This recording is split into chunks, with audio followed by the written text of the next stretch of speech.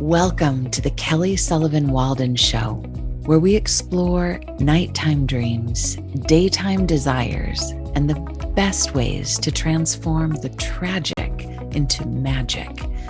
Because let's face it, we all dream, we all have our blessings, and we all have our challenges, myself included. And I don't want any of us to take any of those things lying down, if you know what I mean. I just wrote a book entitled A Crisis is a Terrible Thing to Waste. It comes out spring of 2023. And in the meantime, I'm excited to explore the topic with you, whether it relates to your waking or sleeping dreams, because we're dreaming all the time, people. So let's make it the best dream possible. I'm so glad you're here. Welcome.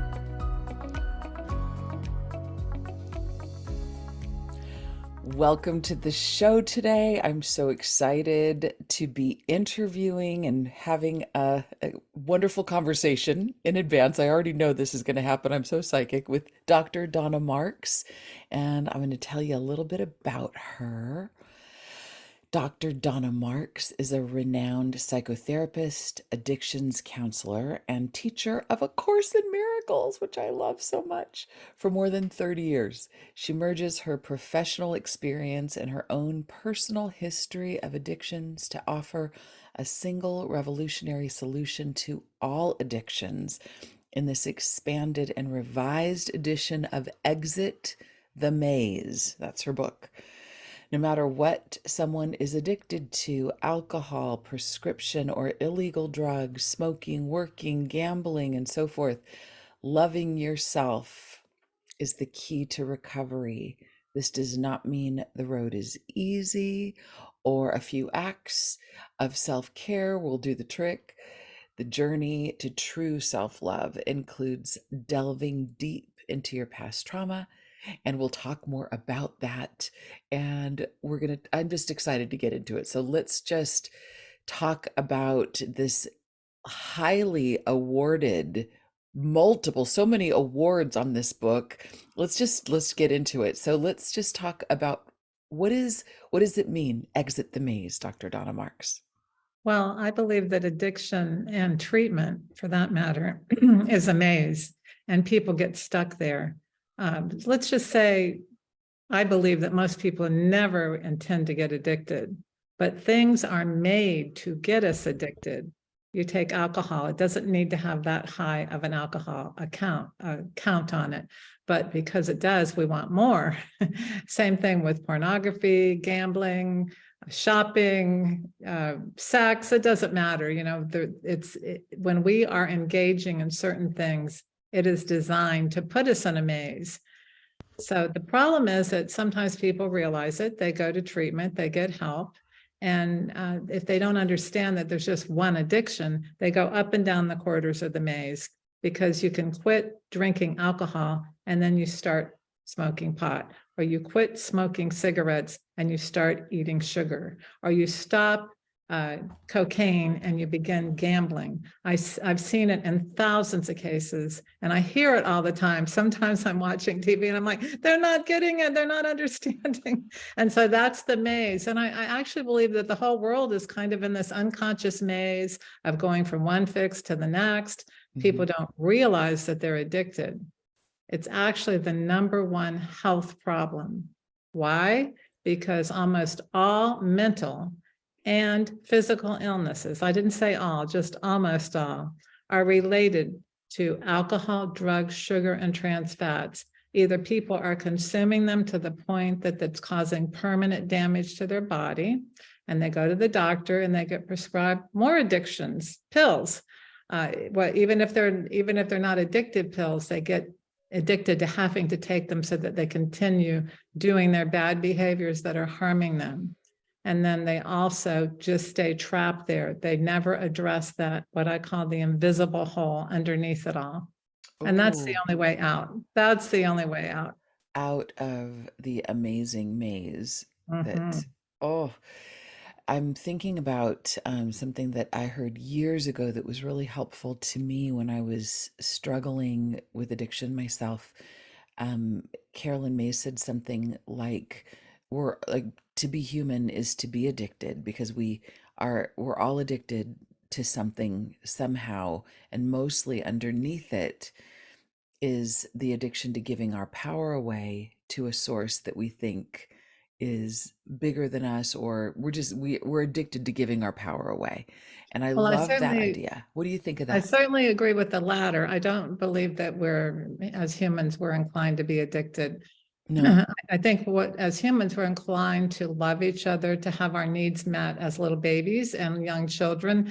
And when that doesn't happen, we are inclined, but I don't think we're born to be addicted. I don't Or agree how with that. about more than just addicted or different? It's like we're habit makers. So whatever we make our habit about, whether we get our love doing this thing, or whatever it is we do, we make habits. And so we can have a habit of taking care of ourselves, being good to Right, ourselves. right. So we can replace it. Yes, I believe every addiction is a substitute for love. And Right. so if Right. I'm thinking, oh, I love cigarettes, like I used to say all the time. I Oh, love, this, I love him, I love whatever. And it's not really love at all. I love the way it makes me feel. So when right. I learn to replace authentic love, which is a feeling that lasts permanently, with that temporary high that I've confused with love. See, when babies are born, when they stay in that state of bliss, when they're held close and they're fed and they're warm and cuddled and nurtured, and they are the focus of the parental attention, they grow up with that feeling of fullness. That invisible hole isn't forming. And so that's where we need to really direct our attention to prevention, because Mm, this happens yeah. when either trauma occurs or those needs aren't met, or something happened and we're wondering what's wrong with me.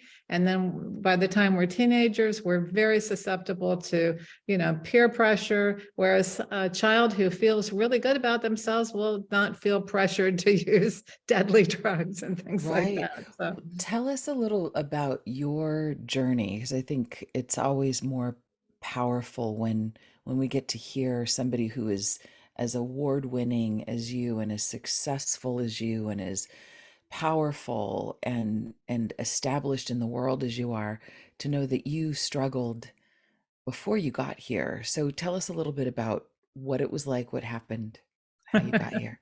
well, I was raised in addiction. There was alcohol. There was a lot of abuse. There was food addiction, codependency, all kinds of stuff going on. Just very dysfunctional.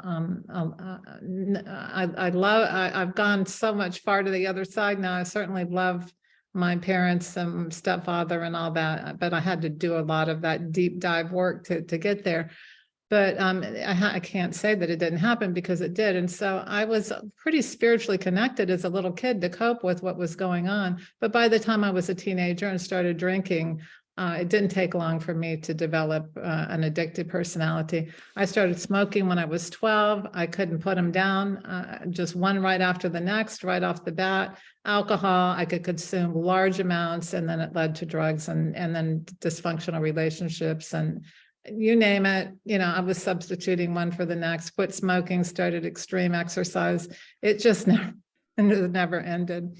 So I finally did get into recovery. I did everything I was told, and after 23 years, I relapsed. I was told I never had an addiction by a therapist and a doctor.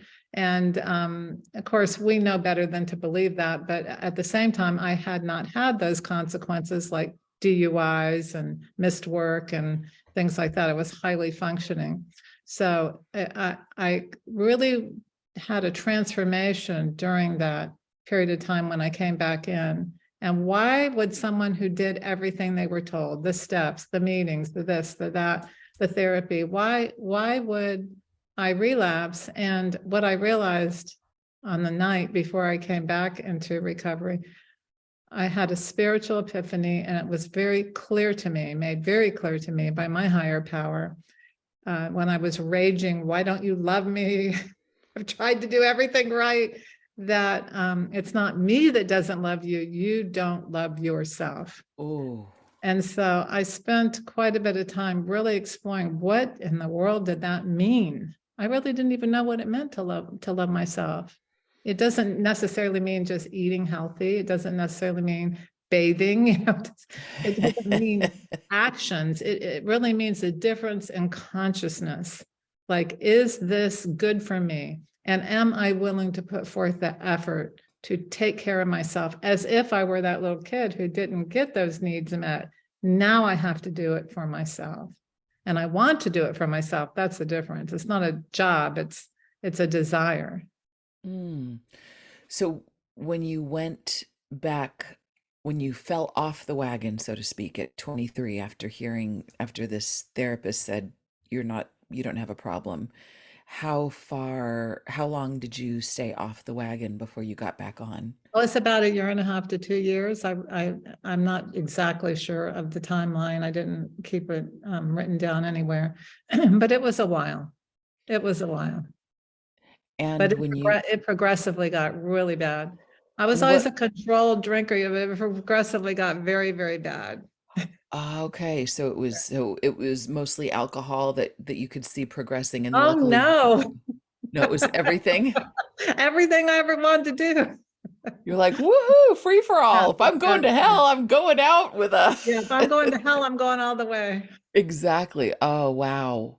Well, thank God you were able to come back. I don't talk about this very much because I don't want it to ever have a negative effect on anybody, but I was in all 12-step programs, Al-Anon, first of all, ACA, then Al-Anon, so adult children of alcoholics, then Al-Anon for people in relationships, and then someone brought me into an AA meeting and I didn't think I belonged, but I related more in those meetings than anything else. And I realized that when I took the 20 questions, which they offer in AA, I can't remember how many I ticked yes to, but it was way more than 3. enough to qualify. Yeah. So it was like, oh, and then it just felt like the universe was kindly moving me on that path. And I was sober for 8 years.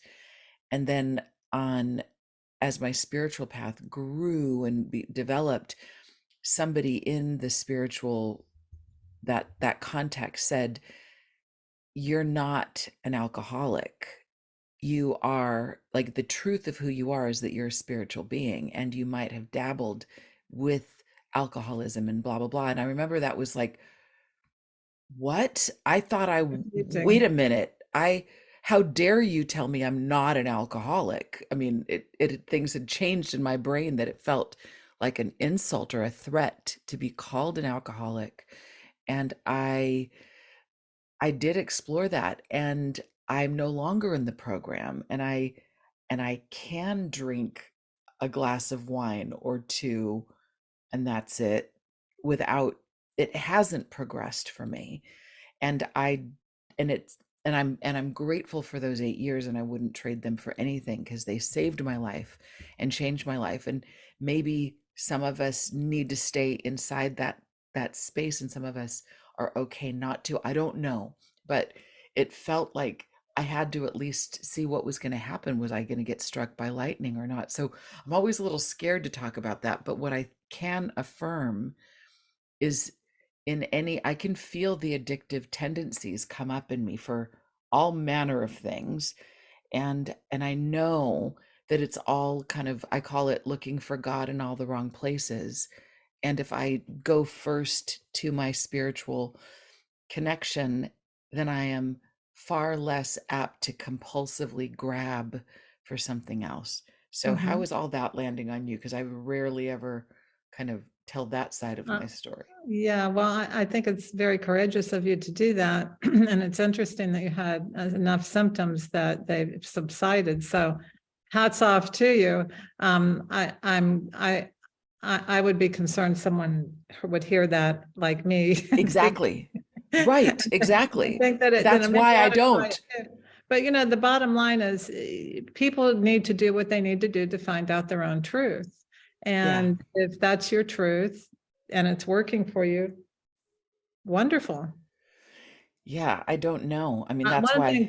One of the things I would be very, very careful on for a therapist, and not that many therapists, unless they're addiction therapists, and even they do it, tell people, well, you're not really an alcoholic, because they haven't had enough experience to understand that it's a progressive illness, and that just because someone has, a lot of education and has struggled and overcome a lot and is highly successful does not mean that they're not an alcoholic or an addict. Right. Yeah, yeah, it's complicated and it's not perfectly black and white. And all I know is that I think the world would benefit from 12 steps and It the would be 12 a great way to resolve all these. wouldn't it be? Oh, this I'm right and you're wrong attitudes. Oh my Sure. God. Yeah, it's so powerful. Well, we are going to go on a quick break, but before we do, please let people know the best way they can find you and how to get your multiple award winning books. Thank you so much. So I have a website. It's www.drdonnamarks.com. And I would encourage anybody to go on there and register, because if you do register, it doesn't cost a thing, but we will send you notices. I do teach a Course in Miracles every Wednesday at 6 o'clock on Zoom and in person. And so you're welcome to join that meeting. And the book is available. All my books are available on there. There's 3. One won't be out until April, The Healing Moment, but there's Learn, Grow, Forgive, and also Exit the Maze are on there. And you can order them right on the website. There's also free meditations and free blogs that I send out weekly. So I'd really encourage you to sign up for those. That's wonderful. And when we come back from this break, Dr. Donna Marks is going to lead us on one of her healing meditations. So you're not going to want to miss that. We'll be right back.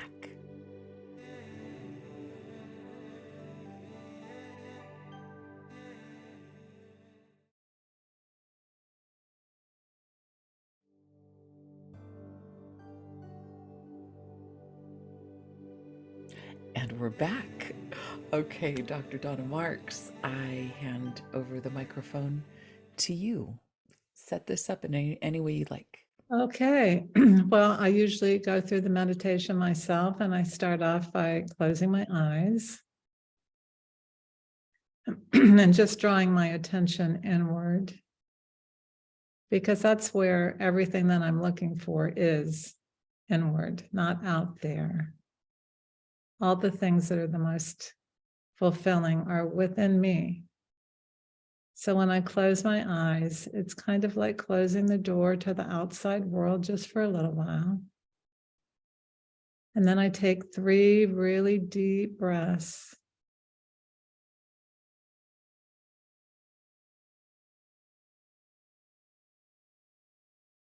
Inhaling through the nose and exhaling through the mouth.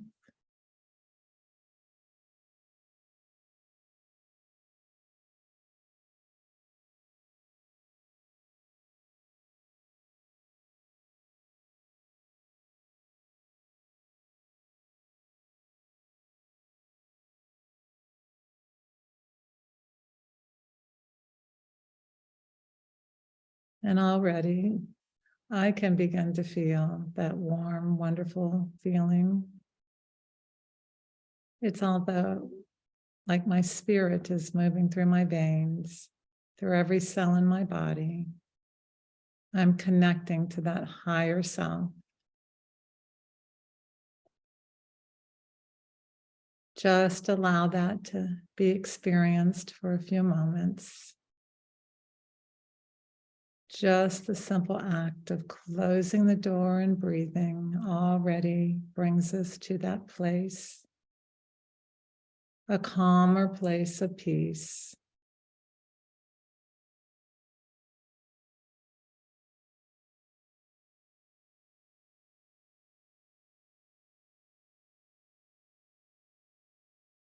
The Course in Miracles teaches us that we always have a choice between love and fear.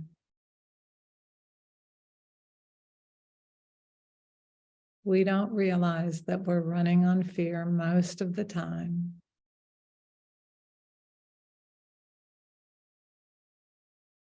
fear of losing something, fear of losing someone, fear of saying the wrong thing, fear of doing the wrong thing, fear of being late, fear of being early, fear of running out of money or not having enough, fear about where to live, fear about where to work, fear about who to marry, fear about what to eat, fear about when to go to bed and when to wake up. It's like a train running through our mind nonstop. This is what the Course in Miracles calls the ego. The ego is the wounded past, and it will do anything and everything to keep us in the wound. It doesn't want us out. Every time we have the idea to get out of the wound and to do something differently, it says, well, what about this? And what about that? And what if this happens? And what if that happens? And you shouldn't do this and you shouldn't do that.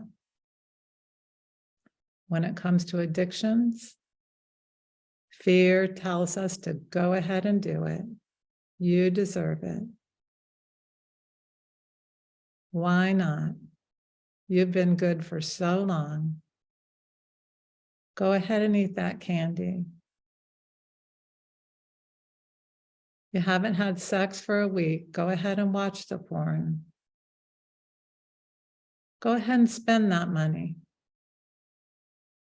And then the minute you do it, that same fear voice that told you to do it turns around and says, why did you do that, you idiot?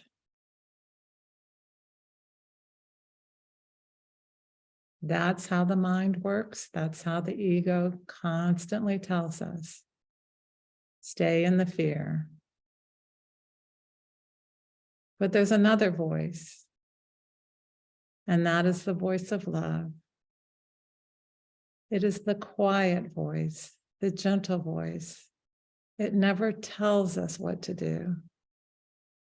Well, maybe sometimes if it's an absolute emergency situation, it might say, put on the brakes, be careful, be aware. But most of the time it says things like, maybe that's not a good idea. Have you thought about doing such and such? Or maybe that is a good idea. You have all your ducks in a row, go ahead and take the risk. You can do this. You can change your life. You can achieve your goals. You can fulfill your purpose. You deserve that happiness. You deserve that achievement. Go ahead. We get inspired when we hear that voice. We have a sense of inner connection, and we know that that voice is true. But there's constantly the battle. The fear jumps in right away. Who do you think you are that you can go to college? What makes you think that that person would have any interest in you? All these old voices from the past override that desire, that vision, that deepest part of your goal. The ego will take over your thinking because fear is much stronger. When we meditate, we learn how to listen to the voice of love. We recognize the fear for what it is, just that scared little person from the past. We allow it to just be put to rest. We choose the voice of love, and we listen and allow that voice to get us off the chair take us into our vision. You have one. You know who you are. You know why you're here. And you embrace it. Nothing can stop you. You walk with the hand of love. You are human. You make mistakes, but you keep on walking in the hand of love, in the heart of love, and you will succeed.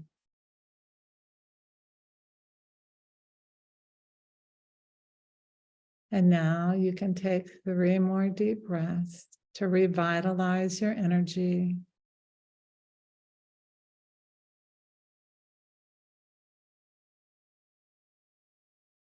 Bringing your awareness back into the room.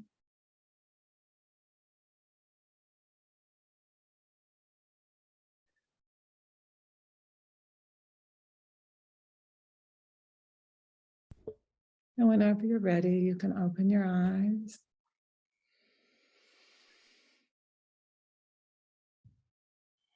Connected to that voice of love.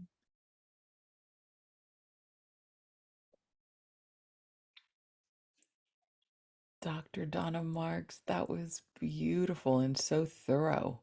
I Oh, feel thank like you. I had it was like a full body massage, internal and external. You addressed everything.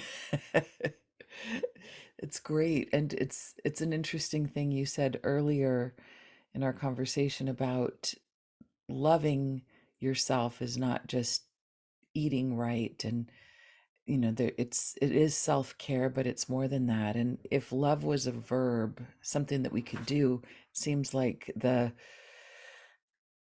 a meditation like that is a way to come back from fear back into love. And I mean, this is, it's different. Yes, eat right. Yes, take a bath. Yes, treat yourself well. But this feels like it's just an Consciousness. infusion. Yeah, it's an infusion of self love. So that's the antidote. Love is an action word. You act as if you were loving yourself instead of substituting something for that feeling of love. You're choosing to actually have the feeling of love long term instead of short term. This is And a when you do radical that, you notion. just kind of walk away from any behavior that's not good for you. You don't even have to call it an addiction. Maybe it's not, but you walk away from it like any other bad relationship. Right. And with as much love as possible, if possible. Well, Yeah. only you can't without love. You're still engaged if you're not, if it's not happening in a Right. loving transition, it's not happening at all. That's so true. Well, I love that you have as part of your background and foreground the Course in Miracles. That's been a Course in Miracles, right? It's a Course in Yes, Miracles. yes, A Course in Yeah. Miracles. Yeah, that was a very foundational part of my path too. I led a group in order for me to get through the whole book because I kept trying to. And there is a power in that book. And I mean, a force field. There's some magic to it. Is there a particular passage in A Course in Miracles that is like one of your go-tos? I'm sure there's many that you grab onto, but is there one in Well, particular? there's several. The opening line, nothing real can be threatened. Nothing unreal exists. Herein lies the peace of God. Yeah, Because if it's not love, it's not real. So, and if it is love, it is real and it can't be threatened. So right. that's really beautiful. And then one of my other favorites is trust will solve all problems now. Because the problem is always in our mind, in the fear. So when we trust, we're okay with whatever's going on then, now, and in the future. Oh, those are some doozies. That's great. Oh, I love that. Well, your books are incredible, and I'm bravo to you. I want everybody to run out and get The Healing Moment. So that's coming out. That's It can be next. pre-ordered now. It will be out Pre-ordered now. in April And officially, but then it can be pre-ordered. and Exit the Maze. Exit the Maze, one addiction, one cause, one solution, and then learn, grow, forgive. A Sounds path like to spiritual success. It sounds like instead of eat, pray, love, this is like we don't have to go travel the world. We could just Right, travel within exactly. to do that. So as as we part ways, which I don't want to do, but parting is such sweet sorrow.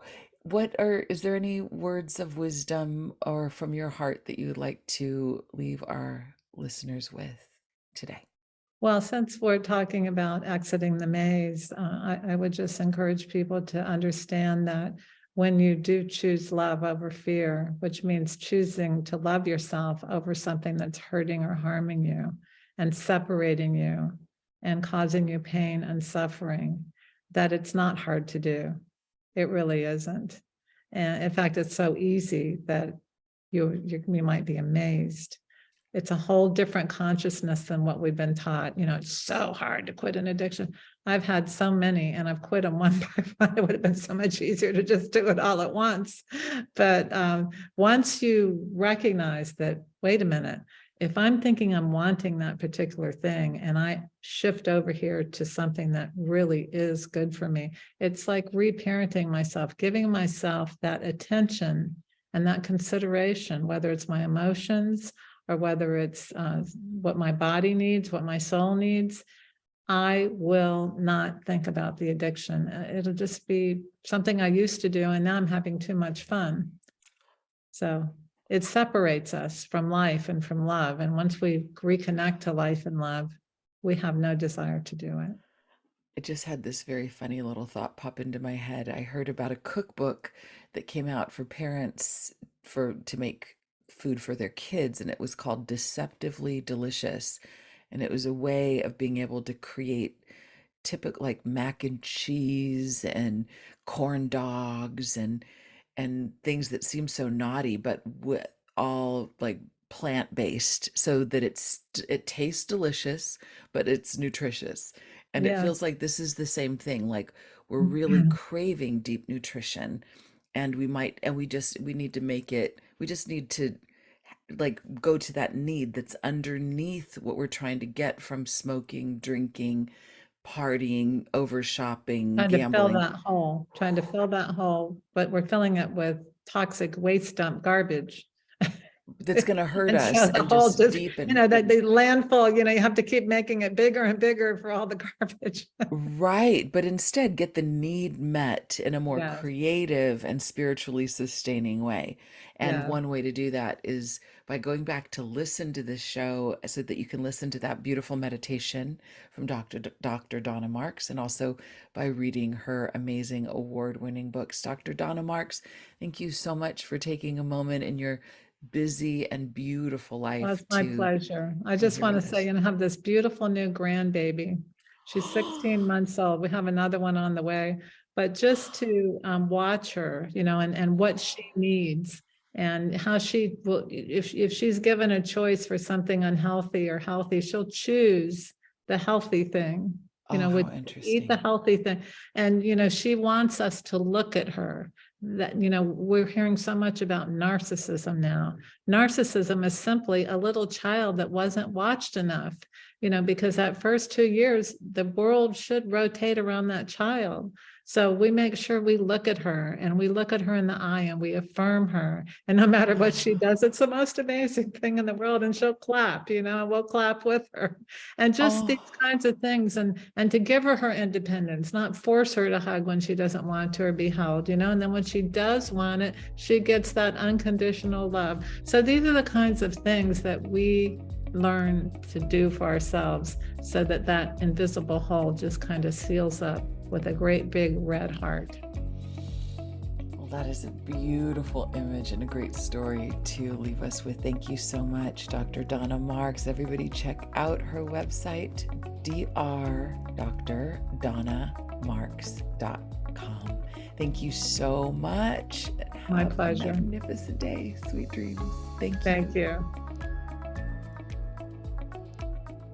Thank you for listening to the Kelly Sullivan Walden Show. If you enjoyed this episode, take a moment to like, subscribe, comment, and share it with your friends. My show can be found on Apple iTunes, YouTube, Google Play, Spotify, and wherever you get your podcasts. If you want to pre-order my new book, A Crisis is a Terrible Thing to Waste, go to your favorite online or brick and mortar retailer, then head on over to kellysullivanwalden.com, tragic to magic. Input your order number and redeem your bonus gifts. I'm also excited to be offering a new live DreamWork practitioner training. So if that calls to you, go to kellysullivanwalden.com/dreamwork. If you'd like to join me for the live recording of these shows, most Wednesdays at noon Pacific, you can find me on Facebook at Kelly Sullivan Walden Dreams. If you have a question about your dreams or about how to transform your tragic into magic, email me at kelly@kellysullivanwalden.com. Until next time, remember, a crisis is a terrible thing to waste. And as you awaken to the power of your dreams, you make the world a lighter, brighter, more beautiful place, one dream at a time. Sweet dreams.